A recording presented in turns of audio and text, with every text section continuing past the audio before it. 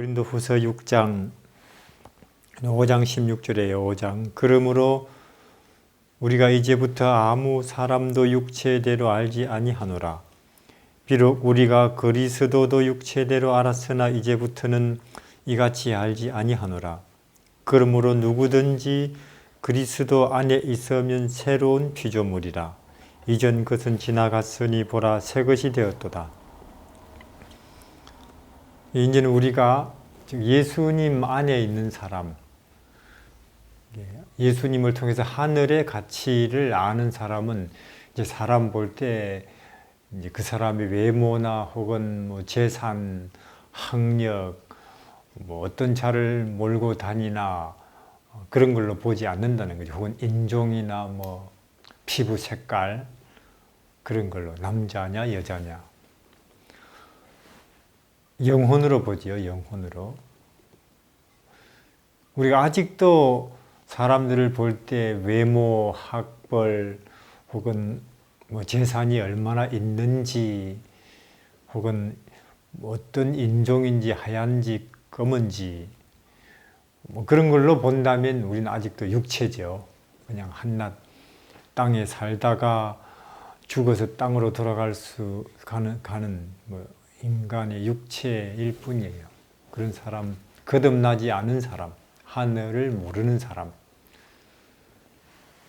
근데 우리가 지금은 그렇지 않다는 거죠. 과거에는 우리도 그랬지만 지금은 영혼으로 또 진리로 예수님을 통해서 사람들을 판단하고 보고 그가 누구든지 예수님의 생명으로 그 값이 매겨진 귀한 사람들이죠.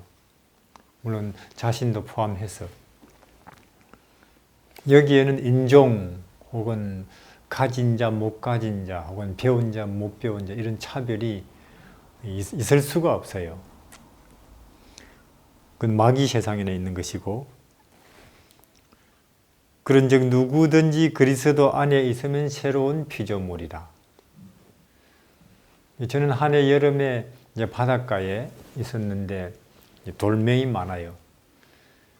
그래서 이렇게 이제 눈 크게 뜨고 이제 돌아다녔죠. 혹시 검이라도 있나? 근데 하나도 없어요. 다 돌멩이죠. 돌멩이. 큰 돌, 작은 돌, 뭐 하얀 돌, 검은 돌, 둥근 돌, 모난 돌. 심지어 예쁜 돌도 있어요. 예쁜 돌도. 근데 아무리 하얘봤자 예뻐봤자 돌이죠. 돌. 그러니까 아무리 우리가 많이 배워본들 아무리 재산이 많아도 혹은 그 사람이 높아도 인간이에요. 하나님이 찾아지는 것은 금이거든요. 금. 인간 이상이죠. 인간 이상. 그래서 우리가 왜냐하면은 아무리 그가 가진 것이 많고 박사 모자를 몇 개나 써도 영광로 속에 들어가면 다 죽어요. 혹은 종으로 팔리면 낙심 우울하고 그리고 사자굴에 들어가면 살아나올 수가 없죠. 그러니까 그때 골리앗을 향해서 달려가는 다윗 혹은 뭐 종으로 팔렸는데도 혹은 더 억울하게 감옥에 들어갔는데도 조금도 스트레스 안 받고 여전히 감사와 기쁨이 넘치고 또 다른 사람들 섬기려고 애를 쓰고 하는 그런 요셉 그리고 다니엘의 세 친구들 인간 이상이죠. 그들은. 그러니까 아무리 커봤자 돌이고 아무리 하얘봤자 예뻐봤자 돌이듯이 아무리 배워도 아무리 가져도 높은 자리 있어도 잘나도 인간이에요. 인간. 하나님께서 찾으시는 것은 금이거든요. 인간 이상인데 그럼 누가 그런 사람이냐? 누구든지 그리스도 안에 있는 사람 누구든지 배웠건 못 배웠건 혹은 인종이 어떻건 예수 그리스도 안에 있으면 다윗처럼 요셉처럼 종이건 자유자건 예수님 안에 있으면 인간 이상이고 새로운 피조물이죠. 여기는 차별이 없고 예를 들어서 여기 털이 하나 있어요. 이런 기계 있는데 들어갈 때는 무엇이 들어가든지 나무 토막 혹은 돌 혹은 플라스틱 나올 때는 이 금으로 나온다. 그런 기계 하나 있으면 얼마나 좋겠어요. 그렇잖아요. 뭐 돈 걱정 없죠. 완전히. 그런데 누구든지 여기만 들어오면 삭개오든 창녀건 배웠건 못 배웠건 왕이건 어부건 여기만 들어오면 인간 이상이 되는 새로운 피조물이 되는 그런 특수한 환경이 있는데 예수님 아니라는 게 예수님 안에 여기 들어가야 되지 않겠어요? 그러니까 우리는 지금 먼저 예수님의 재림은 둘째치고 우리가 이 인간 세상에서 인생 짧은 삶 동안 인간 이상으로의 초청이거든요. 예수님의 초청은 수고하고 무거운 짐진 자들아 인생의 그 희노 애락 추위 더위 혹은 우월감과 열등감 속에서 오락가락 하면서 고통하고 울고 오고 하는 인생들을 부르신 거죠. 하나님께서 구원의 자리나 자유의 자리로 어디냐? 예수님 안으로 들어가는 거예요. 우리 몸은 그러니까 우리는 육체대로 자꾸 이제 우리 자신을 육체라고 생각하는데 그러면 이제 뭐 몸은 더 타고 다닐 차가 필요하고 입을 옷이 필요하고 또 들어가 살 집이 이렇게 몸이 필요하듯이 우리 사람은 몸만 있는 개나 소나 닭하고 틀린 게 영혼이라는 게 있거든요. 마음. 그러니까 우리 몸이 이런 자동차 혹은 입을 옷 혹은 들어가 살 집이 필요하듯이 여우가 굴이 필요하듯이 우리 몸도 그게 필요해서 집 짓고 사는데 우리는 여우나 혹은 개는 없는 마음이 있어요. 영혼이. 정신이라는 게 있는데 이 또한 입을 옷이 있어야 되고 먹을 음식이 필요하고 그리고 들어가 있을 환경, 공간이 있어야 되는데 이 영혼이 그게 뭐냐? 예수라는 거예요. 그게 예수. 우린 그걸 심각하고도 그것을 실제적으로 우리 인간들이 받아들여야 되는데 거기에 그 길로 들어라는 거죠. 그런데 우리가 자꾸 인간들이 이제 보이는 것, 만져지는 것 혹은 느껴지는 것에 집착하고 인간의 필요는 그게 전부라고 생각하고 거기에 집중하다 보니 마음이 들어가야 할 집이 없는 상태로 마음은 늘 벌거벗은 상태로 마음은 늘 굶은 상태로 있으니까 일생 그렇게 재물과 지식 혹은 좋은 환경 가운데서 일생공허하지요. 솔로몬처럼 다 해보고는 죽을 때 끝내 나는 내 마음은 자유롭지 못하고 내 마음은 제 위치를 못 잡았고 또 참된 평화와 행복을 모르는 채로 난 죽어요. 솔로몬이 헛되다고 말하듯이.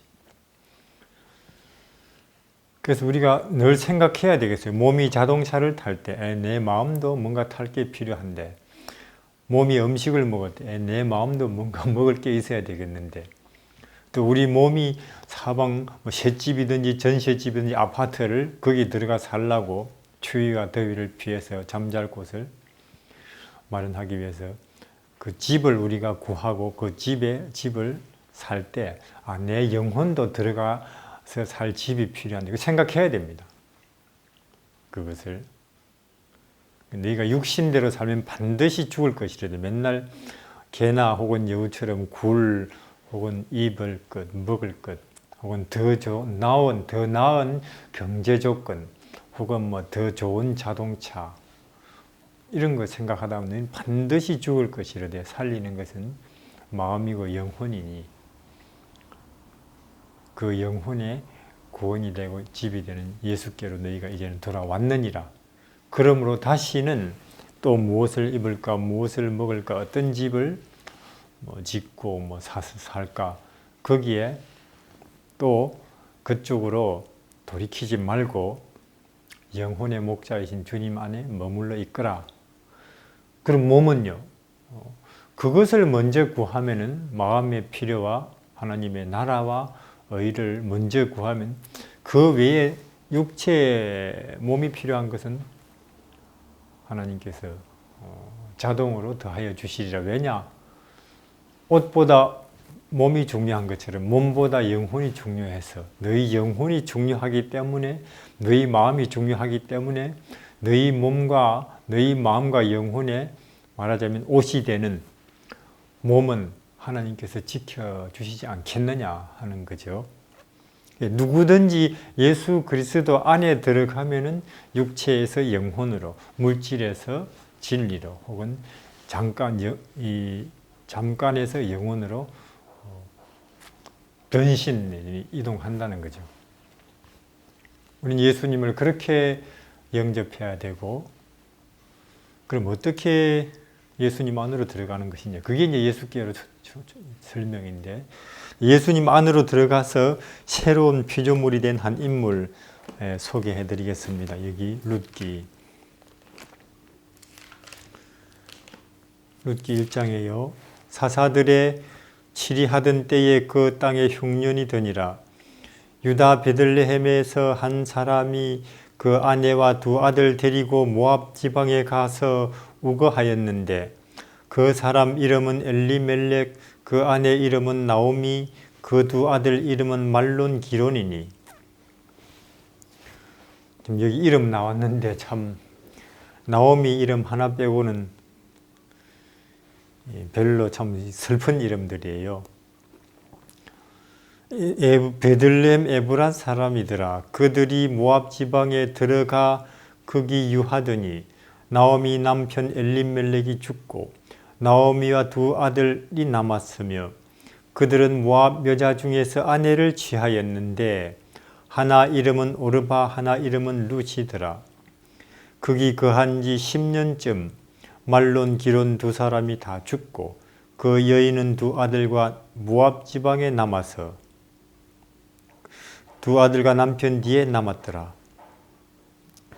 이 집안 폭삭 망한 거예요. 그렇잖아요? 이렇게 망하기도 어렵죠. 남자 다 죽고 과부만 3명 남았어요. 과부만. 한 집에 과부 1명 있기도 참 쉽지 않은데 셋이나. 자, 이스라엘 지역에 흉년이 온다, 전염병이 돈다, 혹은 재난이 오면 그게 하나의 어떤 자연스러운 현상이에요? 아니면은 그들의 죄입니까? 죄지요. 왜냐하면 신명기에 보면은 너희들이 내 말을 순종하고 나를 따르면 나와도 복을 받고 들어가도 복을 받고 뭐든지 심으면 잘 되고, 혹은 소가 새끼를 낳아도 2마리씩 놓을 것이고, 그렇게 쭉 신명기 28장에 이제 복이 나오는데 순종에 따르는. 근데 거기 똑같은 장에 그러나 너희들이 나를 떠나면, 혹은 내 말을 거역하면, 이제 더 많은 내용이 거기에 그럴 때 오는 불행, 고통, 슬픔과 저주 내용이 나오죠.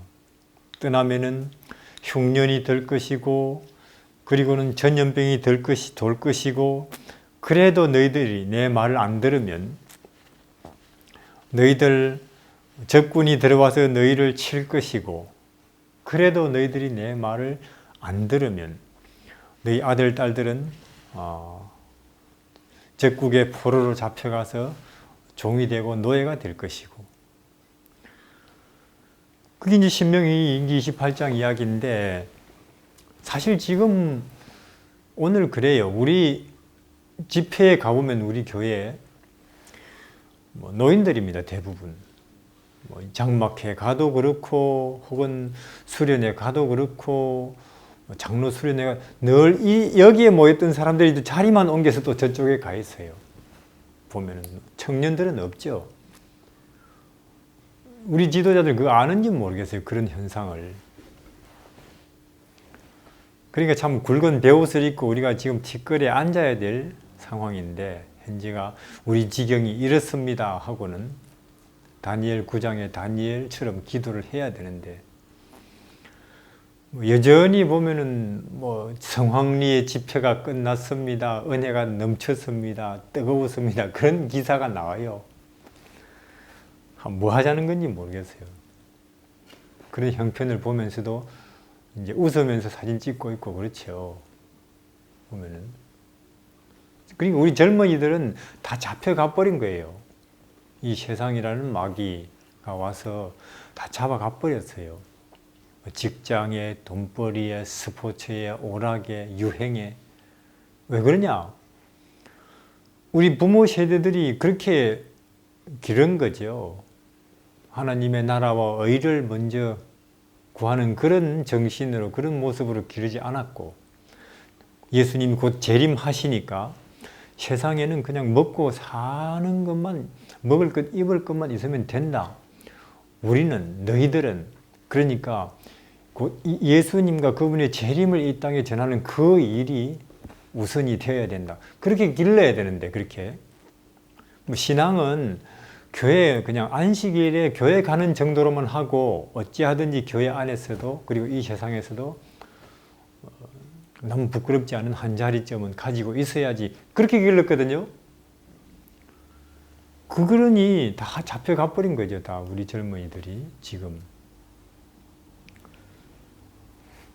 그래서 여기 이스라엘 땅에 흉년이 왔고, 그러면 그것이 그들이 하나님의 뜻을 떠나서 그런가 보다 하고 회개를 해야 되는데, 회개할 생각은 안 하고 이 사람들 이렇게 동서남북 쓱 둘러보고는 어디 살만하냐, 이사 가버려요. 보면은 베들레헴 사람인 것 같으면은 참 거기에 좀 가문이 좀 있던 좋은 가문이었던 것 같은데 이사 가버린다니까요. 그것도 모압 쪽으로, 모압. 그쪽은 하나님께서 그쪽하고는 절대로 어떤 뭐 관련을 맺지 말라고 명령하신 족속인데, 모압 족속은. 근데 이사 가서 딱 살아보니, 10년 살아보니 그 집안의 남자 다 죽어버렸어요. 비참하죠. 그러니까 우리가 이 하나님을 점점 떠날 때에 전에 하던 기도도 점점 줄어들고 또 안 하게 되고, 화요일, 금요일, 안식일 예배도 이제는 안식일 하루로 줄어들고, 점점 하나님을 떠날 때 오는 그 결과는 비참해요. 비참하죠. 반드시 아주 끔찍하고 비참한 날을 맞이할 겁니다. 근데 우리가, 또 우리 아들, 딸들이 하나님께서 점점 멀어질 때 읽던 성경도 덜 읽게 되거나 안 읽고, 예배 참석도 등한히 하고, 기도를 점점 소홀히 하는, 그러면 그럴 때 하나님께서 내 이놈하고 혹은 벼락이 온다든지, 혹은 내가 문을 열고 나가는데 뒤로 뻥 넘어져서 앞에 코가 깨진다든지, 그런 바로 어떤 충격을 받으면 안 되는가 보다, 그렇게 하겠는데 아무 일 없거든요. 왜냐하면 하나님께서 하와가 손을 뻗어 선악과를 따먹으려고 할 때 그렇게 하면 하와 자신에게, 인류에게, 그리고 하나님께 얼마나 큰 불행이 오고 하나님께는 얼마나 큰 고통이 오는지 뻔히 아시지만 그걸 제지 못하시잖아요. 왜냐? 마귀는 딱 알거든요. 하나님께서 인간에게 자유의지 선택권을 주셨다는 거예요. 그러니까 인간이 하나님을 점점 떠나도 하나님이 거기에 물리적으로 개입하시기가 어렵죠. 마귀가 딱 보니까 자기 자유대로 떠나는데요, 뭘. 그러나 그렇게 하나님을 점점 떠났을 때, 그리고 마귀의 손에 점점 잡혀서 그 마귀의 관리 속으로 깊이 들어갔을 때에 끔찍한 일이 온다니까요. 반드시 끔찍한 일이 오고야 말아요, 그게. 근데 사람들이 금방 그런 일이 안 생긴다고 간 크지요. 뭐 별일 없네 하고는. 그러니까 돈은 못 벌어도 혹은 학교 입학에는 실패해도 절대로 이 기도, 말씀, 예배 이런 일을 더 등한히 하면 안 되죠. 하나님께 절대로 멀어져서는 안 됩니다. 참혹한 결과가 오니까. 그래서 이제 10년 살았는데 나오미는 그래요. 이 집안에 제대로 영적 감각이 있고 진리나 영원한 사물에 관심이 있는 사람, 제대로 신앙이 박힌 사람은 이 나오미밖에 없죠. 남자 셋은 형편없고, 보면은 뭐 화요일, 금요일 예배는 기본적으로 안 가고, 안식일도 무슨 일이 있으면은 빠지고, 그리고 무슨 뭐 텔레비전 뭐 이름난 프로그램 하면은 안식일 오후인데도 틀어놓고 보고, 이런 남편과 아들들의 모습을 보면서 나오미는 마음이 내심 아주 참 불안하고 걱정스러웠을 거예요. 저러다가 우리 집안이 폭삭 망할 텐데, 무서운 일이 닥칠 텐데.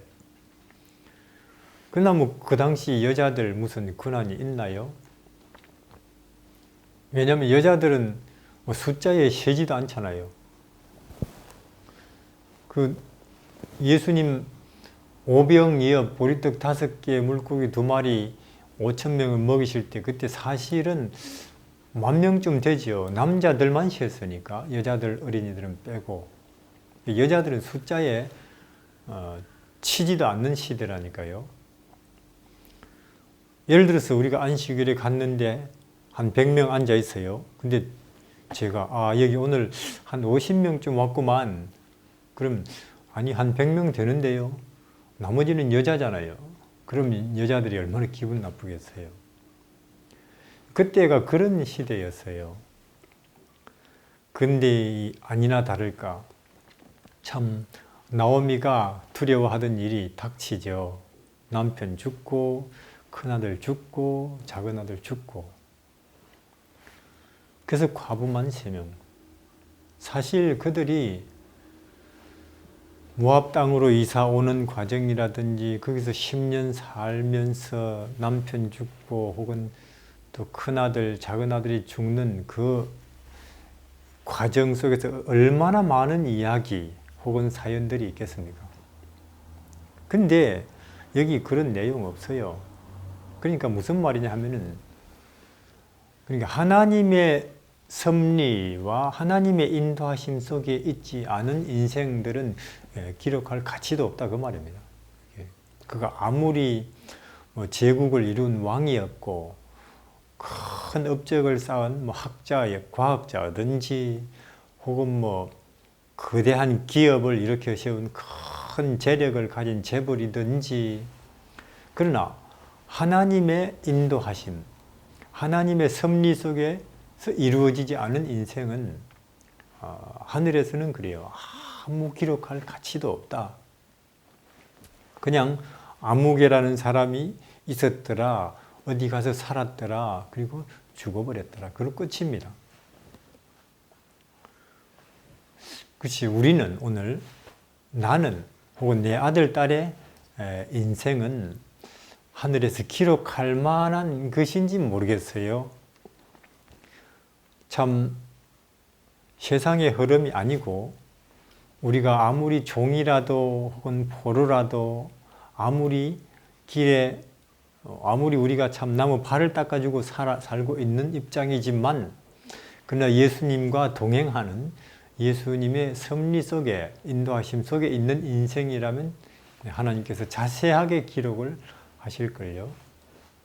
기록할 만하니까. 왜냐하면 여기 보면은 룻이 그 다음 하나님께로 온전히 돌아왔을 때, 룻과 나오미가 돌아왔을 그때 일들은 누구를 만나서 그리고 무슨 이야기가 오고 갔는지 자세하게 기록이 되거든요. 하늘에서 기록할 만한 그런 인생을 살 수 있기를 바랍니다. 여기 보면은 그래서 이제는 나오미가 두 과부 며느리 불러가지고 이제 너희들은 살 길을 찾아서 가라. 난 고향으로 가야 되겠다. 이게 그 나오미의 위대한 신앙이죠.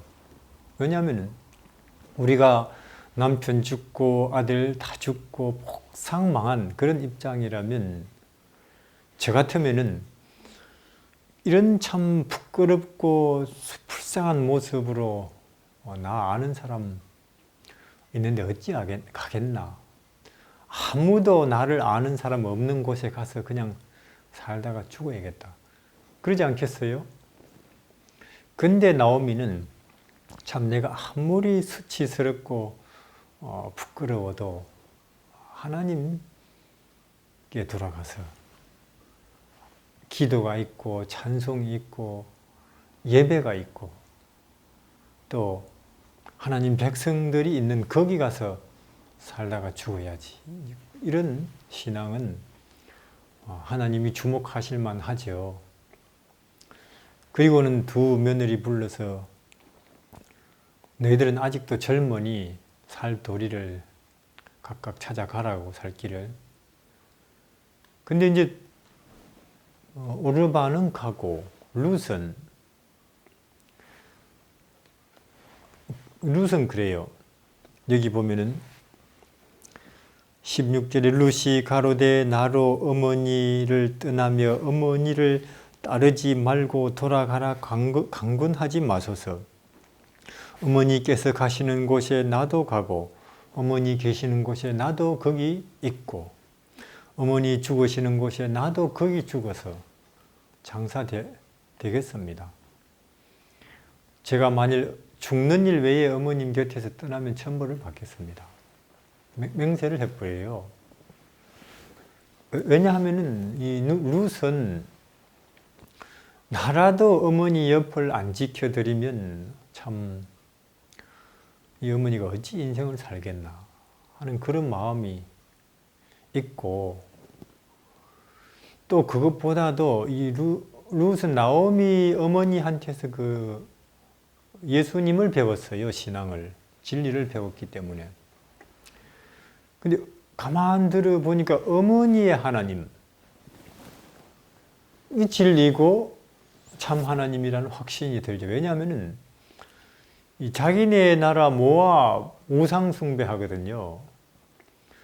그거는 끊임없이 우리 인간들에게 바치라고만 하고 희생을 요구하기만 하고 무서운, 나중에는 자식까지도 바쳐야 되는 그런 신인데 어머니 말씀을 들으니 이스라엘의 하나님은 우리를 위해서 대신 고통과 희생을 당하시고 또 우리를 위해서 대신 죽으시는 하나님이에요. 그러니까 룻이 가만 들으니 참 천지를 만드시고 우리 인간을 지으신 하나님이라면 마땅히 그래야 되지 않나. 우리 인간들도 자식을 위해서 희생을 하는데 그래서 내가 여기 모압 땅에 혼자 계속 남아 있다가는 그 신앙을 못 지키고 신앙대로 못 살 것 같죠. 그래서 이제 내가 비록 내 신앙대로 살기 위해서는 어머니를 따라 가야 된다. 이 또한 참 위대한 결심이죠. 왜냐하면은 룻이 이스라엘 땅으로 어머니 따라가면 다시 결혼할 가능성은 없어요. 왜냐하면 모압 족속에다가 그리고 또 과부잖아요. 과부. 누가 그 이스라엘 남자가 룻과 같은 사람 데리고 살겠어요. 그래서 룻은 참 내가 앞으로 인생을 이렇게 과부로 살다가 과부로 늙어서 과부로 죽는다 할지라도 이 인생은 잠깐 지나가는 것이고 어머니와 함께 영원한 하늘에 가서 거기서 하나님의 구원 속에 내가 살 그 소망은 있지 않나. 그걸 택하는 거죠. 그러니까 위대한 선택이죠, 이것은. 이제 그래서 두 과부가 이제는 베들레헴으로 오는데 이제 그때가 보리배기를 막 시작한 한 5월쯤 되었는지 사람들이 이렇게 보리배다 보니 두 과부가 이제는 보따리 하나씩 이고 오는데 나오미 아닌가. 그래서 아니 나오미 남편하고 아들들은 죽었다. 잘 살아 볼 거라고 가더니만은 나오미가 앞으로 더 이상 나를 나오미라고 부르지 마라 다오. 왜냐하면 나오미는 기쁨이라는 뜻이잖아요. 나같이 남편 두 아들 다 죽어버린 참 늙어버린 과부에게 무슨 기쁠 일이 앞으로 참 겨자씨만큼이라도 있겠나. 그러니 당신은 앞으로 나를 부를 때 고통이라고 불러다오 마라. 그래서 참 이 두 사람이 베들레헴 돌아와서 사는데 집도 없겠죠. 아마 뭐 어느 집 헛간 빌려서 살겠지요. 거미줄 걷어내고. 그리고는 기도하지 않았겠어요. 하나님, 그날 저녁에 참 하늘 아래 세상 천지에 우리같이 불쌍한 인생들이 어디 있겠습니까? 그러나 하나님은 원래부터 고아와 과부의 하나님이 아니십니까? 우리 두 사람 앞날을 하나님께서 돌봐주시고 친히 인도하여 주십시오 하고 그렇게 기도를 했겠죠. 근데 이제 그 다음날 참 살아있는 몸이니 먹어야 되거든요. 어머니 오다 보니 보리배던데 제가 좀 이삭이라도 좀 주워 오겠습니다. 그래 가거라 하고 갔는데 그 밭이 보아스의 밭이에요. 그러면 룻이 그 보아스의 밭으로 발걸음이 향한 게 그게 우연일까요? 하나님의 섭리일까요? 이건 하나님의 섭리죠. 하나님의 인도하심이에요. 그럼 룻이 이 고장에서 누구 인심이 제일 좋아요 하고 정보 수집해서 간 건 아니거든요. 간다고 갔는데 거기가 보아스의 밭이죠. 하나님의 인도하심입니다. 왜냐하면은 그 당시는 사사시대, 바로 룻기 앞에 사사기범 이렇게 써놨어요. 결론에 사람들이 각기 자기 소견에 옳은 대로 행동하고 살았더라. 법도 없고 질서도 없어요. 중심도 없고 그냥 각기 자기 생각대로 자기 욕망대로. 다시 말해서 그 사사기 말기는 그 힘센 자들이 마음대로 하는 그런 시대에는 젊은 여자 함부로 다니지 못해요. 근데 이제 이건 하나님의 인도하심입니다. 룻의 밭, 보아스의 밭은. 왜냐하면 하나님께서 그래요. 어느 누군가가 그 모든 인생을 자기의 운명을 완전히 하나님의 손에 맡겨버릴 때 그때부터 하나님은 그 사람의 인생에 개입하시고 그 사람을 위해서 계획을 세우신다니까요. 스케줄을 잡으시죠. 아니 저 두 사람이 자기의 운명을 인생을 완전히 나한테 맡기네. 그러면 나는 저 두 사람을 위해서 스케줄을 잡아야 되겠다. 하나님이 그렇게 하시는 거죠. 자 보세요. 저 같으면은 너희들이 나를 떠나서 10년 엉뚱한 데서 헤매고 다녔지. 나도 이제 너희들이 지금 돌아왔다고는 하지만은 좀 지켜봐야 되겠다. 저 같으면 그럴 거예요. 그러나 하나님은 그렇지 않지. 우리가 아무리 멀리 하나님을 떠나서 방황해도 거기서라도 돌아서는 그 순간 하나님은 바로 우리한테 달려오신다니까요. 그 탕자 아버지처럼. 그리고는 그 사람을 위해서 위대한 이제 드라마를 쓰시죠. 그래서 이삭을 줬는데 2장 여기에 4절에 마침 보아스가 베들레헴에서부터 와서 베는 자들에게 이르되 여호와께서 너희와 함께 하시기를 원하노라. 그들이 대답하되 여호와께서 당신께 복을 주시기를 원하나이다. 그러니까 이 보아스의 밭은 그 주인이나 종이 주고받는 인사가 어찌 이렇게 서로 존중하고 정답고 예의 바른지 모르겠어요. 주인이 하나님께서 그대들에게 복을 주시기를 바라노라. 또 좋은 종들대로 하나님께서 주인님께 은혜 베푸시기를 바랍니다. 그 험악한 사사시대에 이 보아선의 밭은 말 그대로 그 쓰레기장에 한 송이 피어난 장미 같은 거죠. 저는 우리 교회 지도자들과 우리 교회 신자들 사이가 이러면 얼마나 좋겠어요. 근데 이렇게 보면 지도자들이 평신도를 안 믿어요. 못 믿는다고 다 자기들이 그래서 알아서 계획 세우고 자기들이 움직이고 해야 된다고 생각하는 것 같아요, 지도자들이. 자, 세상에서 제일 참 슬픈 건 뭐냐면 지휘관이 자기 부하를 못 믿는 지휘관이 제일 참 안타깝고 서글픈 모습이죠. 자기 부하를 못 믿는 지휘관. 그러면 자꾸 그러면은 예를 들어서 나중에 신자들도 지도자들을 안 믿으면 어떻게 되겠어요, 그게?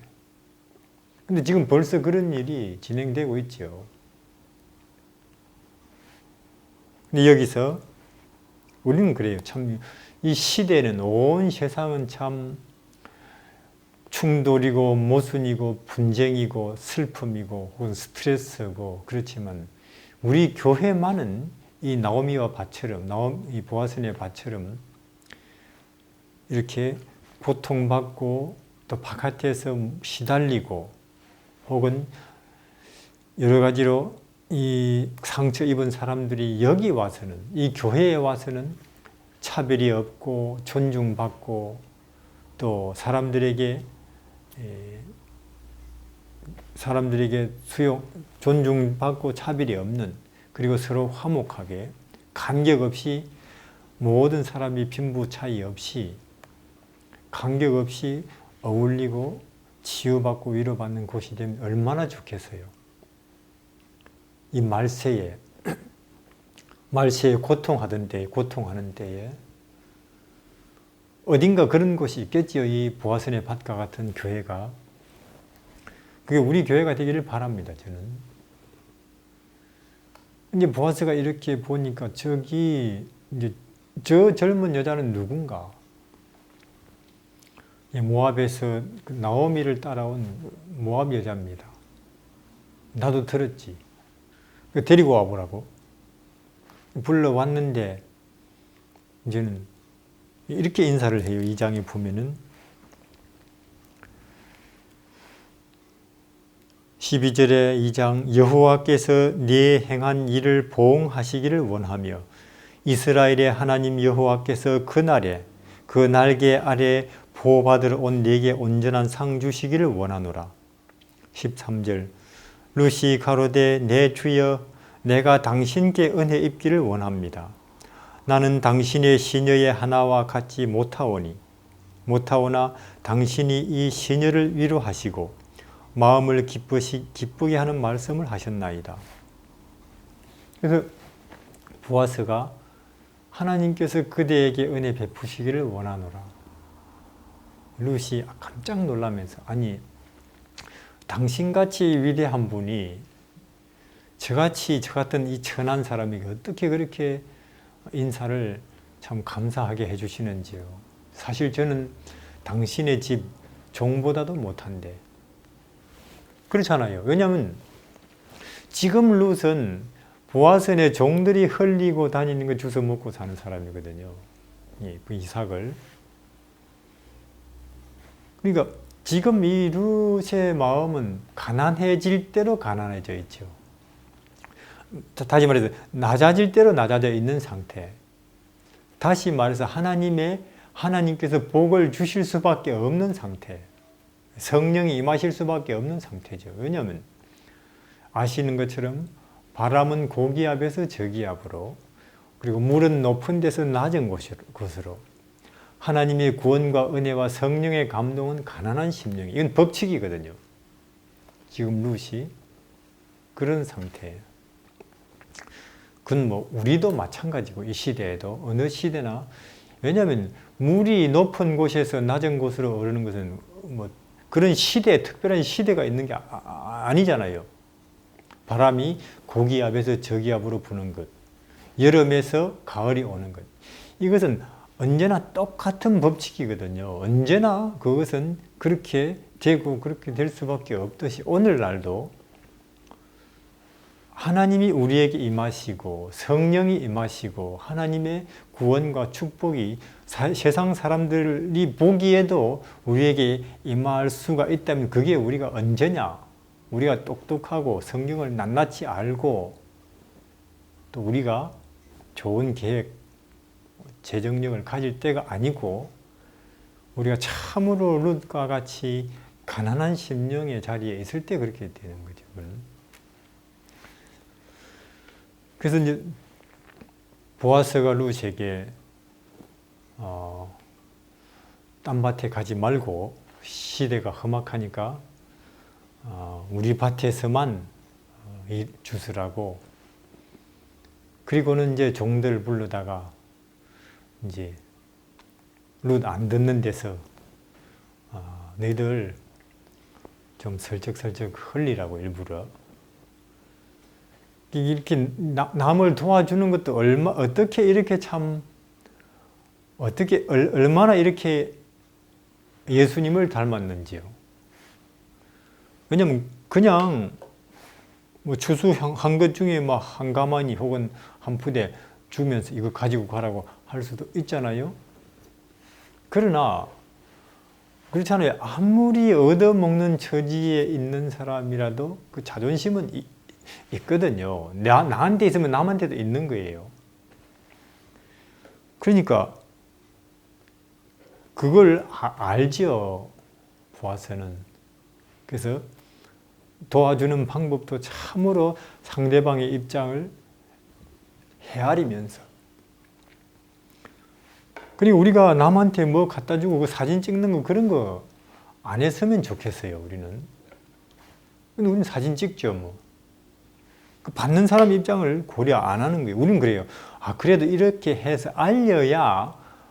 그러나 보세요. 그건 인간 생각이고, 알리는 일은 성령께서 하신다니까요. 하나님께서 말씀하셨잖아요. 그게 빛이고 그게 진리면은 산 위에 있는 빛이 동네가 숨기지 못할 것처럼, 하나님께서는 그게 빛이라면 반드시 높은 데 갖다 놓으시거든요. 마치 다윗을 어느 날은 골리앗 앞에 세우신 것처럼, 혹은 요셉을 왕 앞에 세우신 것처럼, 혹은 다니엘을 왕 앞에 세우신 것처럼 그들 속에 진정한 진리가 있다. 그건 무슨 진리냐? 섬기는 마음, 그리고 동정심, 그리고 내가 사도 바울처럼 모든 나 자신을 희생하고 진리를 위해서 나를 바치는데도 그걸 드러내지 않고 오른손이 하는 일을 왼손이 모르는 그와 같은 자세로 선행을 하는 그런 사람이 있다면 하나님께서 그를 온전한 데 세우실 거예요. 하나님께서. 근데 우리는 믿음이 없다 보니까 내가 이런 좋은 일 하는 거 남이 모르면 안 되지, 알려야지. 이게 유행이 돼버렸어요. 유행이. 그것 또한 믿음이 없어서 그렇죠. 우리에게 진리가 있고 생명이 있고 빛이 있다면 아무리 내가 꼭꼭 숨어 있으려고 해도 하나님은 그를 거기서 끌어내가지고 온 세상이 볼 수밖에 없는 데다가 세우실 거예요. 세우실 거예요. 그것 또한 믿어야죠. 그것 또한. 그리고 진리라면은 순수하게 진리라야 될 거예요. 저는 볼 때. 동기도, 수단도, 방법도 그것이. 예수님을 보면 알잖아요. 예수님은 좋은 일 해놓고는 오히려 숨어버리죠. 누가 그것을 자꾸 묻고 말하고 광고하려고 하면은. 그래서 루시 보아스가 종들에게 조금씩 흘리라고. 그래서 그날 이제 루시 이게 다 틀어보니까 한 말쯤 되는 거예요. 이삭을. 저도 어릴 때 이삭을 주워봤지만 하루에 한 대, 뭐 2대 정도. 그래서 집에 이고 가니까 나오미가 깜짝 놀라지. 아니, 어디서 이렇게 많이, 그 밭주인 이름이 보아스라 합디다. 보아스? 그래, 그분이 너한테 뭐라고 말씀하시던가. 이리 말합디다. 또 이제 룻은 나오미는 인생 살 만큼 산 여자 아니, 감이 있죠. 스쳐가는 생각. 또 그때 어찌 그때 보아스는 부인이 죽었는지 뭐 없었는지 잘은 몰라요. 하여튼 그렇게 해서 보리 추수가 끝날 때쯤 되니까 그 위대한 보아스와 그 모압에서 참 불쌍한 처지로 흘러 들어온 과부 그 룻하고 결혼을 하잖아요. 결혼을. 그는 있을 수가 없는 일이에요. 그것은. 그렇게 되는 경우는. 또 모르겠어요. 또 보아스의 집안은 또 희한하게 사람 차별을 안 하는 집안이에요. 왜냐면 그 집안 이렇게 내력을 올라가 보면 이 가나안 정탐꾼 중에 그러니까 다말이 나오고, 다말 그 집안에는 유다 지파잖아요. 또 이 나중에 그슬로 올라가면 그 정탐꾼 중에 하나가 아마 보아스의 조상에게 기생 라합과 결혼하거든요. 그 후손이잖아요. 결국 보아스도. 그러니까 그 집안 사람들은 학벌이라든지 혹은 뭐 그 집안 안 따지는 사람들이에요. 참말로 진정한 인간의 가치를 마음에다가 두고 있는, 그 사람의 마음 상태가 어떤가 거기에 두고 있는, 참 하늘의 가치대로 사람을 판단하고 볼 줄 아는 그런 집안이죠. 지금 이 시대에 우리 중에는 그런 사람이 몇 명이나 되는지 모르겠어요. 우리 교인 100명 중에 그런 사람이 몇 명이나 될지 전 잘 모르겠어요. 그렇게 해서 이 보아스와 룻이 드디어 결혼을 하고, 거기에서 참 위대하게도 거기에서 오벳이 태어나고, 오벳에게서 참 깜짝 놀라게도 그 이스라엘을 그 골리앗의 위기에서 건지는 다윗이 태어나고, 그리고 한 1000년쯤 지나면 더 기절초풍하게도 거기에서 누가 태어나느냐 하면 예수님이 태어나세요. 그 족보에서. 그러니까 한 인간이, 한 사람이 자기의 인생의 모든 것을, 그리고 그 운명을 완전히 하나님의 손에 맡겨버릴 때에 하나님은 그 사람을 주인공으로 해서 위대한 드라마를 계획하신다니까요. 드라마를, 인생이. 한 사람이 그 인생을 완전히 하나님의 손에 맡겨버릴 때에 그 사람의 인생은 위대한 드라마가 되죠. 어떻습니까? 지금까지 내가 살아온 내 인생은 드라마틱한지, 혹은 앞으로 내가 살 남은 인생도 위대한 드라마가 될 것 같은지요. 아니면 그냥 내가 세운 계획대로 내 노력에 따라서 뭐 내 목표를 이루었고 또 달성했고, 그러다가 그냥 결국 드라마적인 그런 요소도 별로 없이 살다가 끝날 인생인지 모르겠어요. 그러니까 하나님께서는 그래요. 우리 각 사람을 사실은 주인공으로 해서 써놓은 위대한 각본이 있을 텐데, 우리가 우리 인생을 하나님의 손에 안 맡기니까 그 각본이 한 번도 무대에 올라보지도 못하고 쓰레기통에 폐기 처분된 각본들이 많을 거예요. 왜냐? 우리가 하나님께 기회를 안 드리니까. 우리 인생을 드라마로 만들 기회를 안 드리거든요. 요셉처럼, 다윗 혹은 다니엘 혹은 룻 혹은 갈릴리 어부들처럼 그냥 내가 어떻게 핸들을 잡고는 내 한 번 사는 인생을 내가 망치지 말아야 되는데, 뒤떨어지지 말아야 되는데, 불행해지지 말아야 되는데 하면서 그렇게 참 조심하면서 살살 살아와 봤지만은 뻔하잖아요. 이건 잘 살아봐도 솔로몬처럼 가질 것 다 가졌고 해볼 것 다 해봤고 누릴 것 다 누렸지만은 잘 한다고 해도 그 정도일 텐데 그래도 헛되다 하고 말하고 말거든요.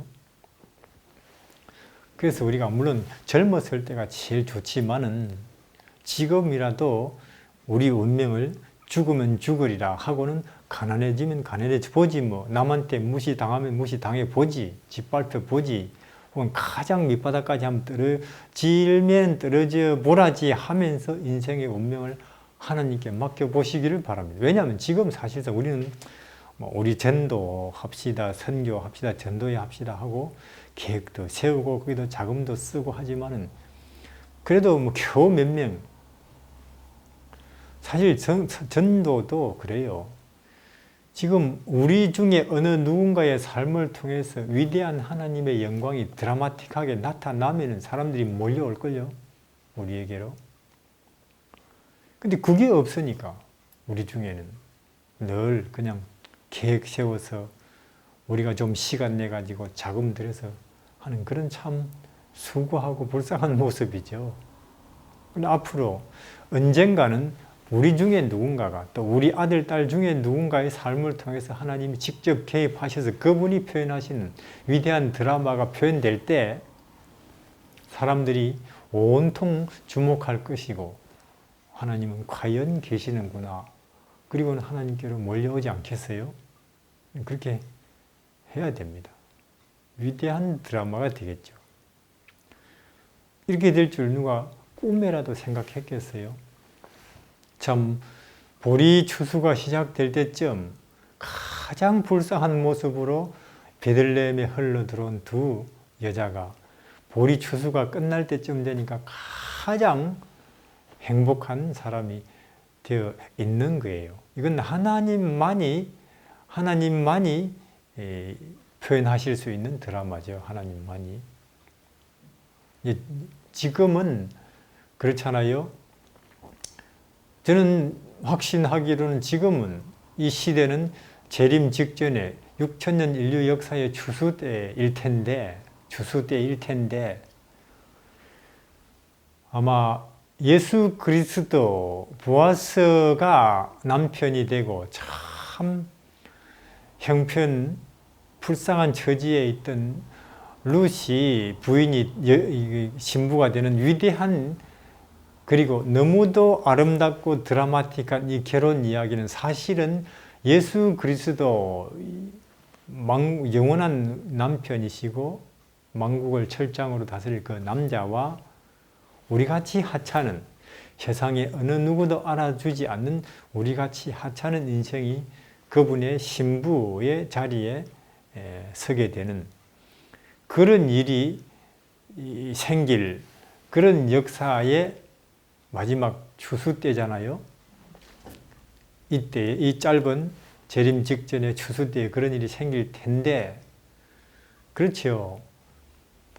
물론 우리가 바울이나 혹은 다니엘, 다윗처럼 용감하게 선교의 일선에서 적진에 뛰어들어가서 개척을 하고 사람들을 예수께로 이끄는 그런 입장에 그런 사람, 그런 활동을 못한다 할지라도 이 룻처럼 아주 가난한 심령이 돼서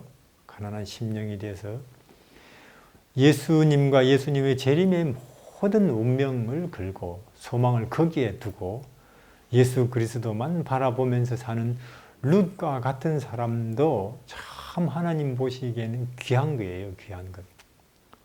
그런 인물들이 이 추수 때에 곳곳에 저는 있으리라고 믿는데, 모르겠어요. 어떤 면에서 하나님도 물론 다윗, 바울, 다니엘 그들이 하나님께는 얼마나 귀하고 자랑스럽겠어요. 그러나 아마 하나님이 계속 옆에 두고 싶어 하는 사람은 룻과 같은 사람일걸요. 그래서 이 누구든지 그리스도 안에 있으면 새로운 피조물이라. 이 룻과 나오미가 드디어는 예수님께로 돌아와서 그 안에서 살았더니 완전히 새로운 피조물이 되잖아요. 그래서 우리도 남이 보나 혹은 또 내가 봐도 우리가 과거와는 전혀 다른 나다. 이것은 어떻게 내가 이런 생각을 하고 있지? 어떻게 내가 이런 자리에 있게 되었을까 하는 전혀 새로운 피조물이 되기 위해서, 그리고 영광 중에 오시는 예수님의 재림을 기쁨으로 맞이하기 위해서 신부의 입장에서 신랑을 우리는 오늘 예수께로 가야 하는 것입니다.